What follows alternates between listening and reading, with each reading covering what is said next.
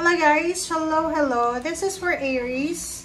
Welcome Aries dito sa Kapalaran 888. Tingnan natin. Ano bang messages, energy, kapalaran para sa inyong lahat, Aries? This is for second week ng December 2025.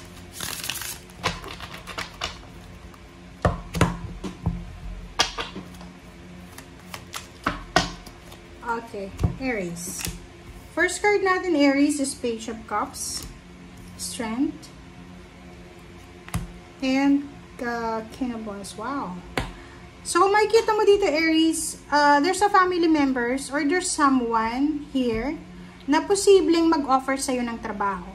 Or maybe there's someone na related sa'yo na walang trabaho, na posibleng ikaw yung mag-offer ng trabaho sa kanya.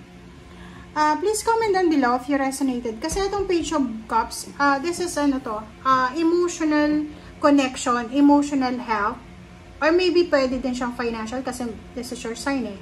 So, sinasabi ng bara sa'yo na itong offer na to na posibleng matatanggap mo or ibibigay mo ay makakatulong ito sa inyong dalawa para maging strong yung bond nyo together. Diba? So, yun. Wow. Six of Wands.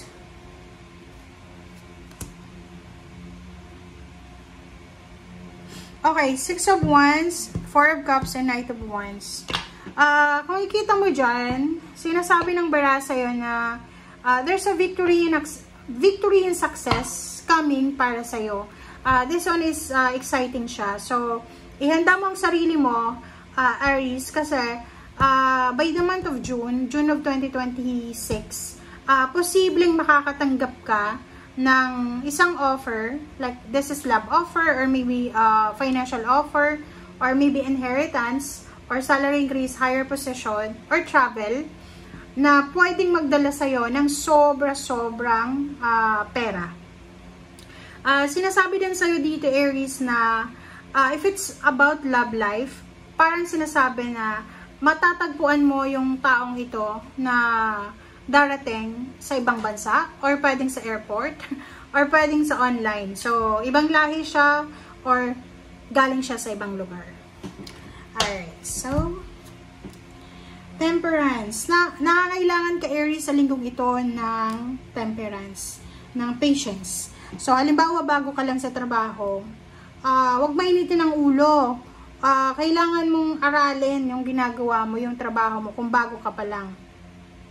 Kung halimbawa naman na nahihirapan ka na sa trabaho mo, still you need to be patient. Okay? Kung ikaw naman ay nag-aantay ng job offer, tapos hindi pa rin dumarating, sinasabi ng bara na you need to be patient. Okay. The Moon. Ano bang kinakatakutan mo? So, nakikita ko, sir, dito, you have nararamdaman kang takot. Natatakot ka na baka maghiwalay kayong mag-asawa. Natatakot ka na baka iwanan ka. Ganyan, ganito. Naku, wag kang matakot. Okay?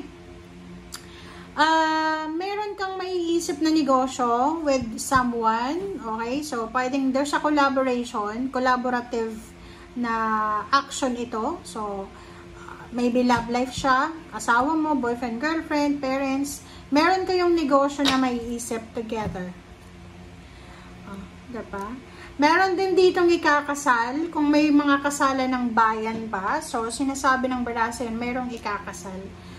There's an incoming news, good news, communication, na kailangan mong paghandaan. Travel.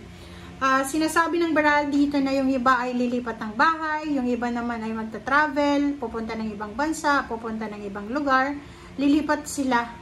Parang yung Six of Swords dito is kailangan mong gumawa ng aksyon para makuha mo kung ano yung dapat makuha mo. High Priestess, makinig ka sa kutob mo. Okay? Makinig ka sa kutob mo. May iba ditong kailangan magbenta ng sasakyan, or yung iba ay bibili ng sasakyan. Five of Wands, mag-iingat ka. Kasi masyadong hot ka eh, diba? Masyadong mainitin yung ulo mo sa linggong ito. So, mag-iingat ka kasi pwedeng makatagpo ka ng kaaway. Lalo na kung ikaw ay nagmumotor ikaw yung driver, ikaw yung nagdadrive ng motor, ng tricycle, ng kotse, mag-iingat ka sa pagdadrive mo kasi pwedeng makakuha ka ng magkaroon ng road rage na pwedeng makakuha ka ng kaaway. Okay, King of Pentacles and Two of Pentacles. If you are a business person, kung may negosyo ka, sa linggong ito ay medyo mahihirapan ka sa negosyo mo kasi ang dami mong kakompetensya. Or maraming gusto kang gayahin, or maraming, like, simple lang, yung sari-sari store. For example, if you have sari-sari store, makikita mo, left and right, na mga kapitbahay mo, mayroon na sila. So, medyo mahihirapan ka. Yung dati mong, parang yung dati mong kinikita everyday ay hindi na siya pareho. King of Pentacles and Queen of Pentacles. Nakikita ko sir dito na pag-isipan mong mabuti. Okay? Ihanda mo yung sarili mo. Prepare yourself para sa upcoming financial decision. Kasi meron kang decision na gagawin tungkol sa pera. Yun, direksyon. So, nakikita ko sir dito hindi ka masaya sa kasalukuyan mong pera or buhay pinansyal. So, kailangan mo nung lumipat, kailangan mo ng pagbabago. But, yun nga sabi sir ng baraha dito na kung hindi ka masaya, kung hindi ka kontento, kung malungkot ka, you have choice and option naman eh. Diba? Pagod ka na. There's a Aries here na pagod na kayo sa pagnenegosyo, sa pagtatrabaho, sa pag-handle ng love life. But kahit pagod ka na, sinasabi ng baraha sa'yo na kailangan mo pa rin ipaglaban. Okay? Huwag mong i-give up daw. Huwag mong i-give up if it's a job, career, business, love, bahay, lupa, inheritance. Huwag mo daw i-give up. Okay? Five of Swords. Diba? Huwag mong i-give up guys. Laban lang. Kahit anong mangyari, kahit maraming triggers, maraming temptation, laban lang. Risky decision, sinasabi ng baraha sa'yo dito na isipin mo na hanggang buhay ka, kaya mong baguhin ang takbo ng buhay mo. Okay? And Magician, diba? Sinasabi ng baraha sa'yo na ikaw ang may hawak ng magic sa buhay mo. Sinasabi dito na ikaw ang may hawak ng success mo. So, nakadepende yan sa'yo kung paano mo didiskartehan yan. Okay?